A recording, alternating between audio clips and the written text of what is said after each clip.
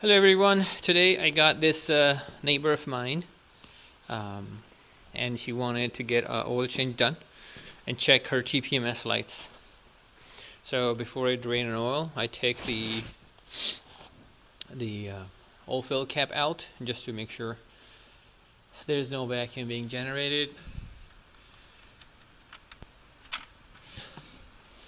The oil coming out. Perfect. I'll wait for the oil to drain. And the oil filter is right over here. And let's see how good this filter. Sometimes I can open this filter by hand, honestly, and sometimes I do need a tool. So let's try it out. Okay, hopefully it doesn't create so much mess. Alright. Oh, right. This is easy one. I'm just gonna let it drain, and then I'll put in the new filter and close the drain plug. Looks like the filter has stopped draining, so we'll just take it out. Put the filter there. I gotta dry and clean the area where the filter is gonna sit, so we get a better seal. Okay, got ourselves a new filter. Make sure the plastic that's on the filter is removed. It's cold. I can't feel my hands or fingers, but okay.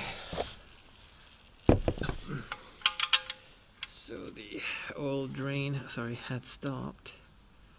I'm just gonna add drain. So. And torque down the plug, and let's add some new oil.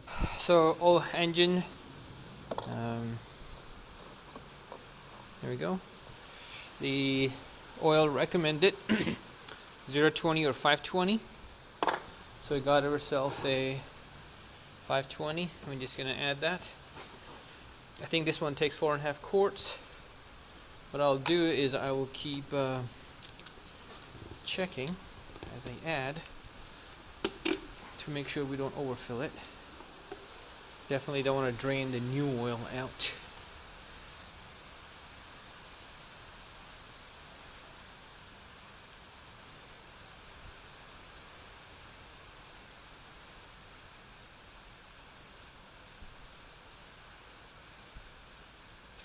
Sorry. My son printed me this funnel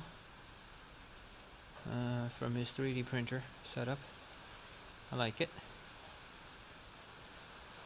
Alright. We're gonna add and stop. So I'm a little bit over, which I'm okay with, because once I start it, engine oil filter is going to take some oil, and that would even us out. And that's it. Oil change complete. Of course, one thing we do need to take care of is the engine maintenance or engine oil light reset, which I'm going to do next.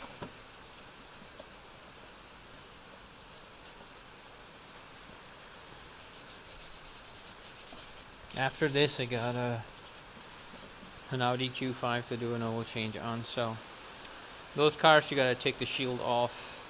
Takes a little bit of time, but it's not a big deal.